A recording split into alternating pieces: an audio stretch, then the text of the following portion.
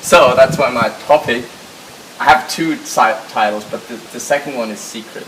So this is the one you get. This is cassowaries, apple forests, and holy crap. So my introduction is about I think half a year ago. I'm here for 9 months now, by the way. I went on a hike through Kuranda rainforest, and on the first meters, it's still concrete, right? There was little piles of really neat compost. I was like, that's odd. How does that compost get here on the concrete, and then even more on the concrete, and it was really beautiful compost. So I didn't get it at that time. Only five kilometers down the track, there's the same thing but now fresh, and it was I hope I say this correctly, turquoise green, somewhere between green and blue, fresh, non-stinky, and I think it was cassowary poo. So that cassowary poo was placed by this cassowary on this concrete because he thought that's a really good spot to put some compost. So then the question comes why did he put it there, and why was that such good compost, and what is good compost anyway? What do we want from it? What is its function? What do we make it of?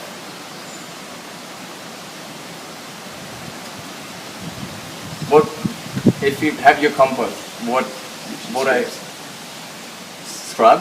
Food scraps? Yeah, food scraps in the kitchen. Kitchen scraps. Grass. Sleeping stuff. And then we turn it into something that helps us what? Chick poo, yeah. So that helps us to do what? Grow plants. So then the question is what would be really good compost? Because obviously it's really easy to go for what are the materials we can do compost of. That's basically 6, as I see in the plant kingdom. That's leaves, fruit or fruit rests, food scraps kind of thing, and branches or wood. So it's the 3 in the plant kingdom, and the other 3 in the animal kingdom are obviously Carcasses? What is that? Dead animal. Yeah, the dead animal, obviously, any lizard that dies in your garden fertilizes your garden, and obviously what that lizard or bird brings as a present, either in liquid form or solid form, is also helpful, or even brought in as chicken manure. Stray dogs. Hit again. Stray dogs. Stray dog. Well. Sure. Well. Away from my dog. Cats. Roadkill. Yeah, well, it's again the liquid form of animal present, the solid form, and when they decay eventually. So that's what we make it from, and what we want is that we want to turn this into something that helps us grow plants, and so there we were touching already on some things that how nature actually does it.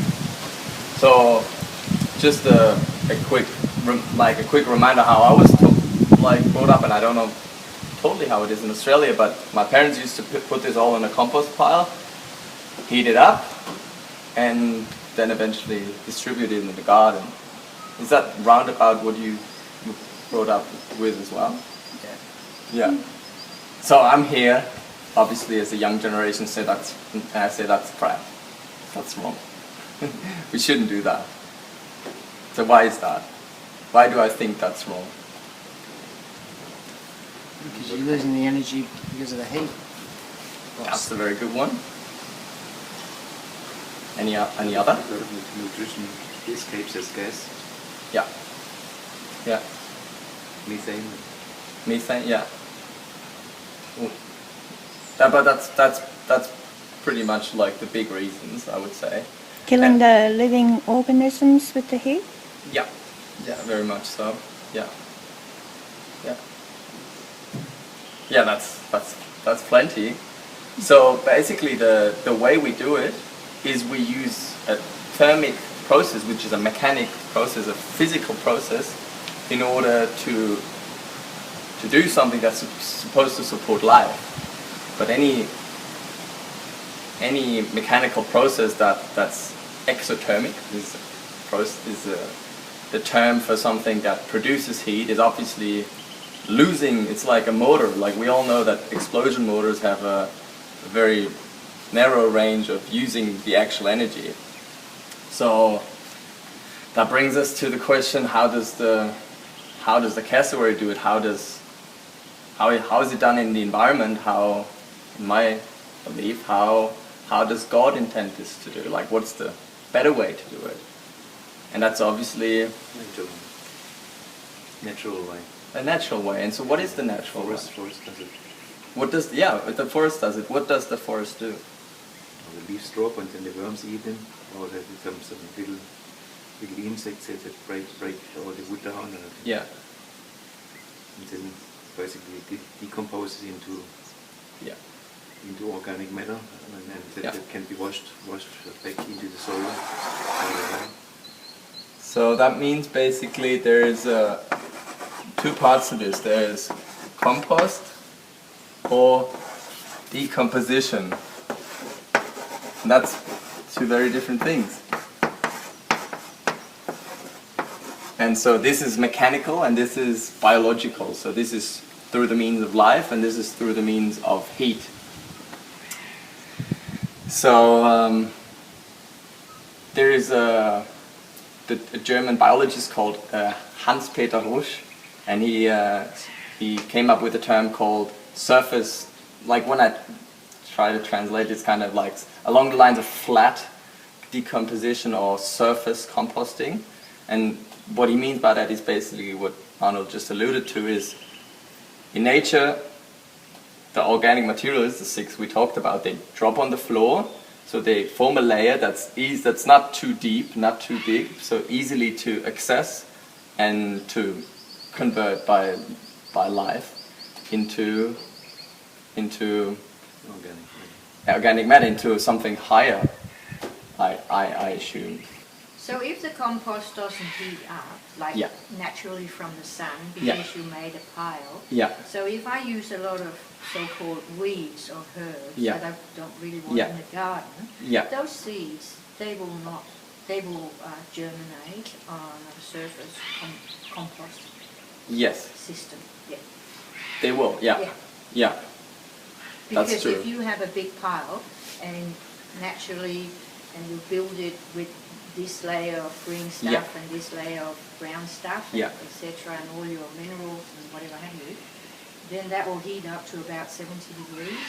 Yeah. And then that way you kill your seeds. Correct. So I should have mentioned, that's one big reason why the traditional gardener in Europe would do that. And that brings us to a whole other topic about weeds. So that way, in the way you would compost, you wouldn't have any material with seeds in that you don't. What does life need? Light, water. Something that's not a given. So light is usually water. So three things, I'd say.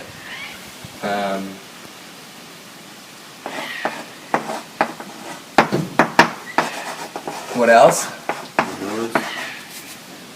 Minerals. So how could we term that more? Nutrient. If it includes you. Nutrition. So. And the third?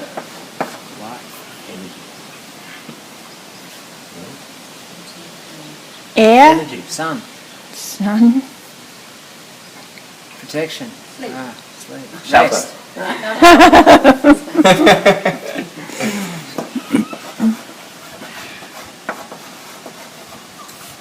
So how do we provide that here? Do we provide water or food or shelter to a lot of life that helps us actually grow more life? in the compost system. In a heating compost system.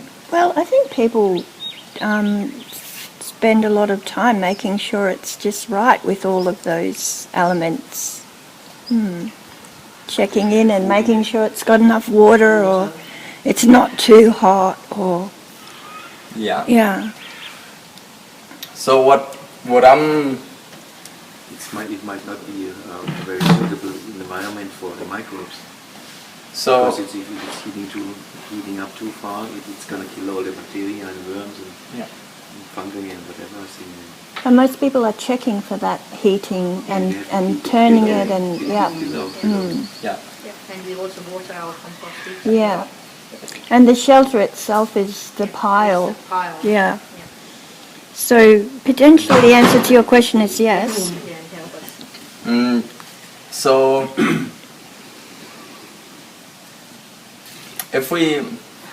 if I can maybe on that end add a story that's similar to the cassowary, and that's there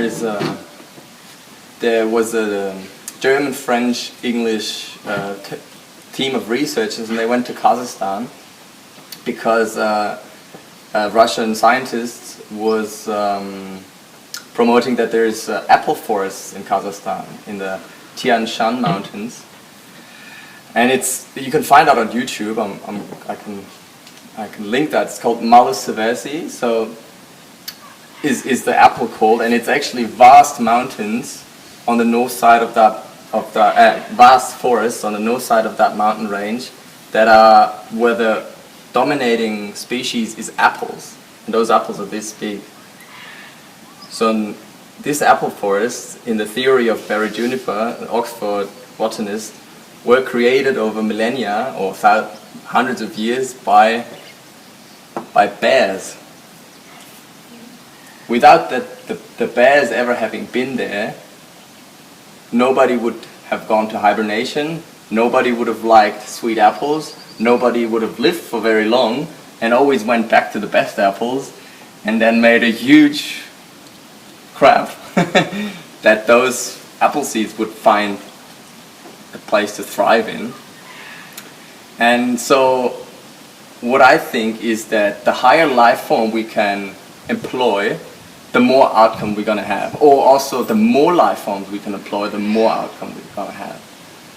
So that's saying that I read a lot of biodynamic papers on composting and the heat type, and they can be done quite well, but it's always a fermentation on basis of bacteria. So that can be done really well. But what I mean is that the more we include higher life than bacteria, like the more we include bacteria as well as others, the more of a benefit we're going to have. So that means the more species we can include in the whole process of composting, the more benefits we're going to have, I feel. And to illustrate that, I brought... So you're promoting Bandicoots? I'm promoting everyone you can get in your system. So let's find some good things about Bandicoots. Maybe I'm not just going to do that now. Brings me to two things that I think we should do. So we should use all the matters we have, as well as getting the matters that everyone else has also in the game. So that means if we think about composting, we shouldn't only think about how we're going to use our food scraps or anything else we might have, but also whom's gifts can we also bring into the game. So that means the more we provide this for like in the end bandicoots or even wallabies, the more they can bring their benefits to the table. And of course that's not an easy task. We all know that they can be destructive. But the more we can give this to anything starting from bacteria, fungi, worms, little animals, the more they will actually take what's there and transform it into something more. So are we talking about compost now, or are we talking about inviting the kangaroos into the garden to do their droppings? Yeah, so that's one thing. So, but the main part about this is like, if we're gonna invite them for their droppings, what do we do with our droppings? Because we're a bit bigger than them. Well, in the old days, Grandma went out in the garden, she dug a big hole and she emptied the bucket into that and we put fruit trees in. Yeah. The apples were To be honest, like we could just stop there and do that. Yeah. I feel. I did that. I can say this proudly. I did that, and you're right. Ulla is right. You can just dig a hole, and maybe you don't even have. If you ate a nice apple, maybe you don't even have to plant a fruit tree. Maybe you can do it like the bear. It will come up on its own because it has the perfect starting. Using whatever comes out of the body. Sorry, no. Wouldn't you sort of, isn't it more about the higher concentrations? Like in a city, there's a lot of poop. Yes. And so to transport it. There's not many gardens. Yes. So now we're coming to the.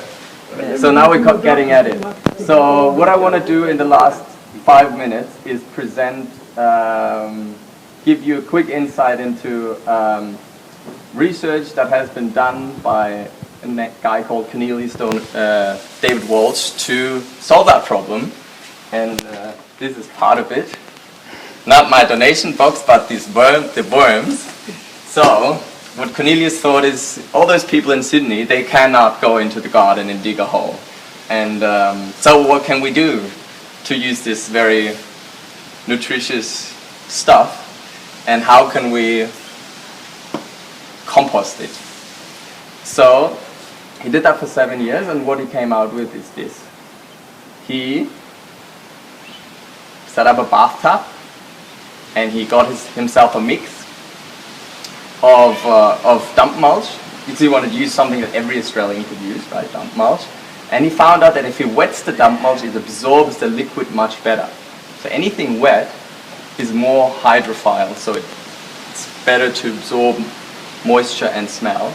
So he got himself a dump mulch, put some grass clippings, whatever organic matter he had, and he pooped into a bucket, and he added that onto it, and then he let that sit for a while to attract more life, and when he thought that it was sufficient, after usually 2 months, he would feed it to the worm farm. It was shaded with cloths, and have moist, like you do a worm farm, like you have the moist paper and cardboard on top of it. And a few weeks later, he sent what he's got. If you want to tell you what it is, he sent what he's got to the laboratory, to actually a few labs, and some of them knew, and some of them did not know what you're getting. And he also sent the material that he actually did this from to the labs, and well, the results are simple. It's completely pathogen free. Completely pathogen free, because that's a big fear, right? That it's completely pathogen free. So that's a stunner, first of all, what worms can do. And second of all, it's the highest level compost that's achievable for those laboratories. So that's like a composting toilet that a lot of people have. And I feel like it's Not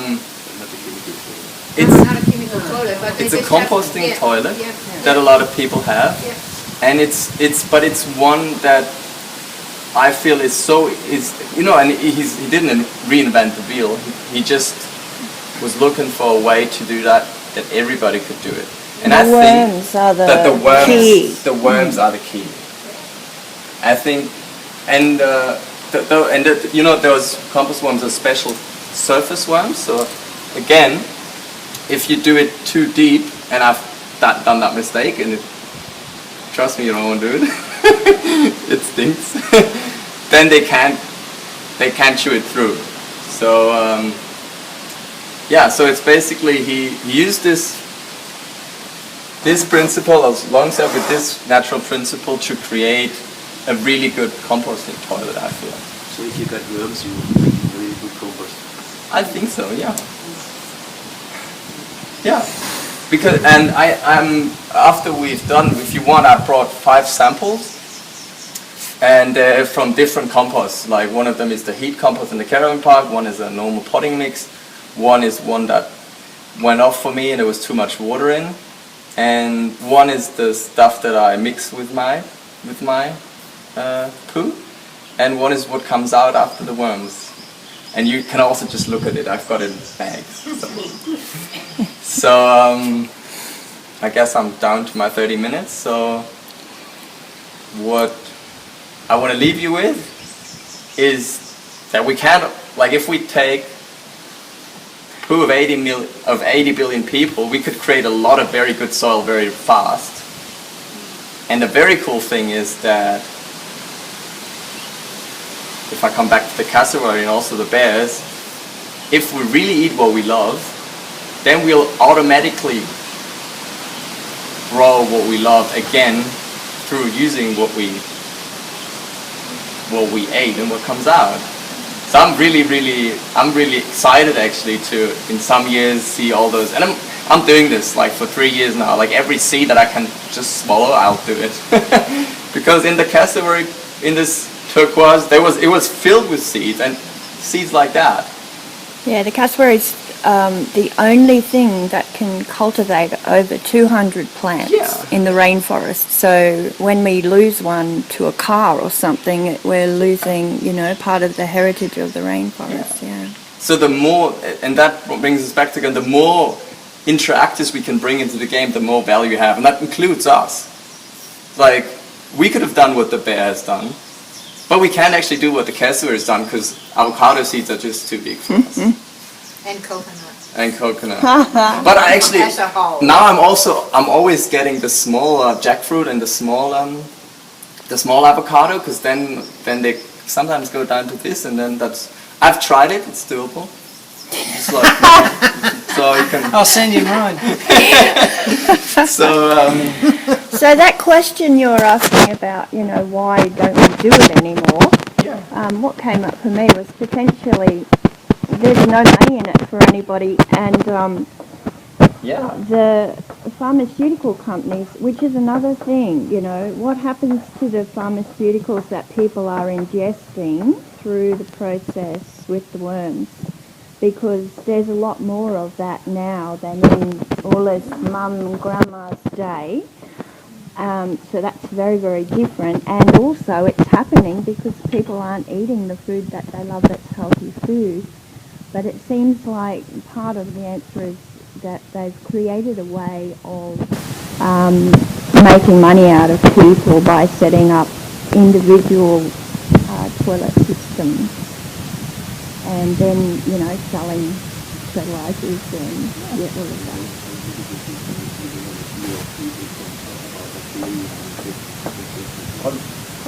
So it's basically, once you can, it's a loop of life, and when you, which is, from where do we start? I think we start with the tree, and then we go to the apple, and then we eat the apple, and then so that's the food with the seed. So when we break that loop, that circle of life, and this, by the way, there's also an online talk of him that